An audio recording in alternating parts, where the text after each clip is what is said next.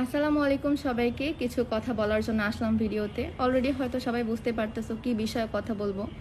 2 দিন হলো টিকটকের ফর ইউতে জাস্ট আমি ঢুকতে পারতেছি না। আমার ফেস নিয়ে এত পরিমাণে ট্রোল করা হচ্ছে, যে জিনিসটা আল্লাহর সৃষ্টি সেটা নিয়ে ট্রোল করা হচ্ছে।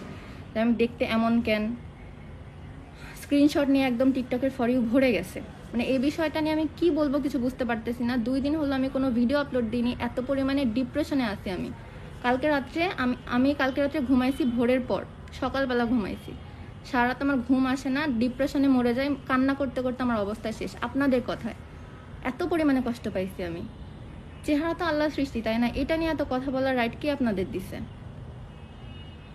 আমি মাশাল্লাহ নিজের কাছে অনেক সুন্দর। আমার চোখগুলো সুন্দর, নাক আমার বোচা না, আমার ঠোঁট মোটা না, আমার দাঁত বাঁকা না, আমার চাপা ভাঙা না, আমার হাইট মাশাল্লাহ ভালো, আমার ওয়েট আহামরি অনেক মোটা না, আমি অনেক শুকনা না, আমার চুল লম্বা, সব দিক থেকে আমি পারফেক্ট আলহামদুলিল্লাহ। নিজের কাছে নিজে আমি অনেক সুন্দরী। আর আমার ফ্যামিলির মানুষদের কাছে আমি পড়ি তাদের চোখে। কিছু মানুষের কথা আমার কিচ্ছু যায় আসে না। সব সময় ক্যামেরা ফেস একরকম লাগে না, সব সময় ক্যামেরার সামনে প্রস্তুত থাকে না মানুষ আসার জন্য। আমি কখনো ফেস ওপেন করে ক্যামেরার সামনে আসি না। জিনিসটা বাই মিস্টেক একজনের কাছ থেকে হয়েছে।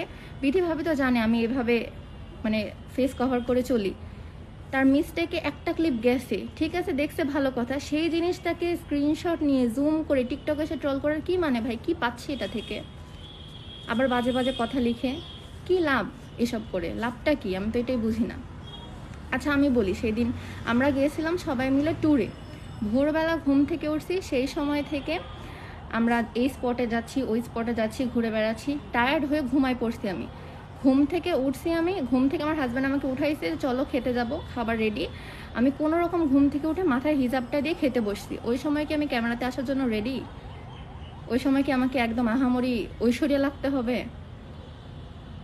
লজিক কি কথার বুঝলাম না আপনাদের। ওই সময়ও আমাকে পরি লাগতে হবে, ওই সময়ও সুন্দর লাগতে হবে?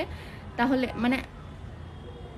যারা ক্যামেরা সম্পর্কে বোঝে তাদেরকে বলি, আমি এই যে ক্যামেরার সামনে আছি, আমার পিছনে যদি ওইখানে একটা মানুষ থাকে, তাকে কি ফোকাস করবে না আমাকে ফোকাস করবে? ক্যামেরার সামনে যে আসবে তাকে তো হাইলাইট করবে, পেছনে যে থাকবে তাকে তো কালো দেখাবে, স্বাভাবিক নাকি? এই গায়ের রং নিয়ে পর্যন্ত কথাবার্তা কেন ভাই? এত কেন? আমাকে যদি ভালো না লাগে ইগনোর করো। আমার ভালোবাসার মানুষ অনেক আছে, আমার ভালোবাসার মানুষদের ভালো কমেন্ট দেখে দেখে আমি অভ্যস্ত। এই 4 বছর হলো এরকম ট্রোল আমার কখনো সহ্য করতে হয়নি। তারা আমাকে এত পরিমাণে ভালোবাসে, ইভেন এখন পর্যন্ত তারা আমাকে ভালো ভালো কমেন্ট করতেছে, সাপোর্ট করতেছে। বাট কিছু মানুষের কথায় এই জিনিসটা হয়ে আমি বুঝলাম যে কিছু মানুষ আমাকে এত পরিমাণে অপছন্দ করে, বা তারা যে এত পরিমাণে হিংসা করে আমাকে।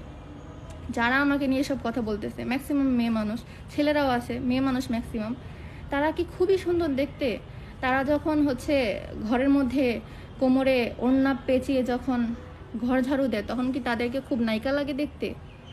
মনে হয় লাগে। ঘুম থেকে ওঠার পর চুল যখন এলোমেলো থাকে তখন খুব সুন্দর লাগে, বিশ্ব সুন্দরী লাগে মেবি। সবসময় তাদেরকে দেখতে অনেক সুন্দর লাগে, সেজন্য তারা অন্যকে নিয়ে এরকম কমেন্ট করতে পারে। কালকে রাত্রে আমি সারা রাত ঘুমাতে পারিনি, ভোরবেলা আমি ঘুমাইছি।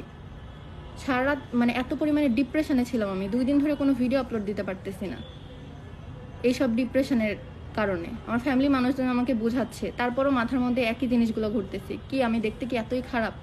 মানুষ এত কথা বলতেছে কেন? মন চাচ্ছে যে ফেস রিভিল করে দিই, যে দেখুক, দেখ আমি দেখতে কেমন। এভাবে আমি কখনো কথা বলি না, বলতে হচ্ছে বাধ্য হয়ে। আমি কি রেখে কি বলবো বুঝতে পারতেছি না। যাই হোক, এদের কথায় আর আমার কষ্ট পেয়ে লাভ নাই।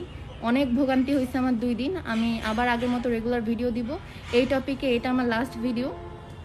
এরপর এই টপিকে আমি আর কোনো কথা বলবো না, রেগুলার ভিডিও আপলোড দিব, এই আর কি। আর কিছু বলার নেই। সবাই ভালো থাকবেন। আল্লাহ হাফিজ।